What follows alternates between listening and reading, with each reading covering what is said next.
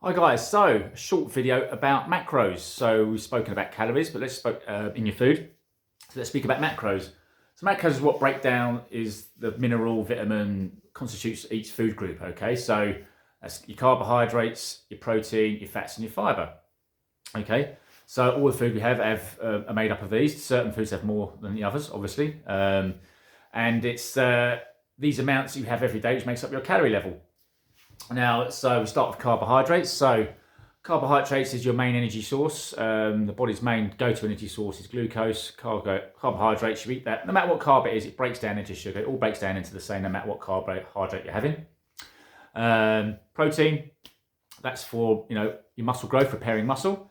Obviously, main source is meat. There's lots of other sources. There's sources from some vegetables and carbs have proteins in. You've got obviously dairy, milk, that kind of stuff. That's all got proteins in. And we've got our fats. Fats are essential for absorbing vitamins and minerals into our system. Okay, so anyone says you should have a fat-free diet is talking nonsense. You need fats for a healthy system. And fiber, which is mainly helping your digestive system. Okay, so the idea is have a balanced diet. Have amounts of this stuff into your diet every day and every week. Now, so the amounts then, so carbohydrates, you're probably looking between 100 and 200 grams a day. Protein, to keep that muscle maintenance, generally between 80 to 150 grams a day. Your fats, again, that can vary, but you want to be getting sort of 50 to 100 grams a day, something like that. And then your fiber, 10 to 20 grams a day. And some days could be more than others. And so you could have more of a carby day. You could have more of a higher fat day. It's just getting the balance right, really. And obviously it's got to suit your calorie levels for what your goal is, okay?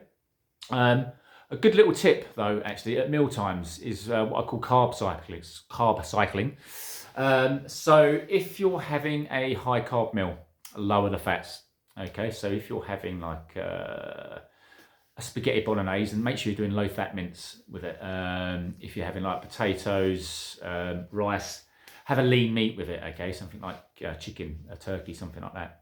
And alternatively, if you're having a high fat meal, you're having a fatty steak, fancy a nice fatty steak, you're having a few eggs, a bit of bacon, or anything with a high fat content, lower the carbs. Just have some, some vegetables or spinach with it, and nothing much else. No sort of processed carb, wheaty carb, something like that.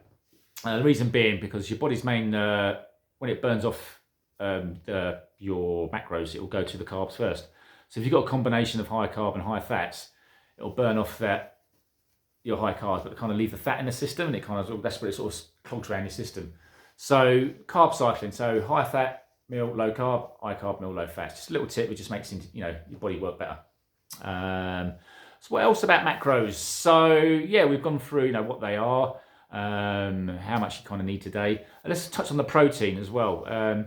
So it's usually between, if you're wanted to build and maintain muscle, we tend to go between 1 gram per pound of body, per pound of weight on your body. Okay, it's not an exact science, and it's not. You don't have to, if you don't eat too much, it's not going to cause you any problems. But if you undereat, you don't want to undereat your protein because you want to get them muscles built, repaired.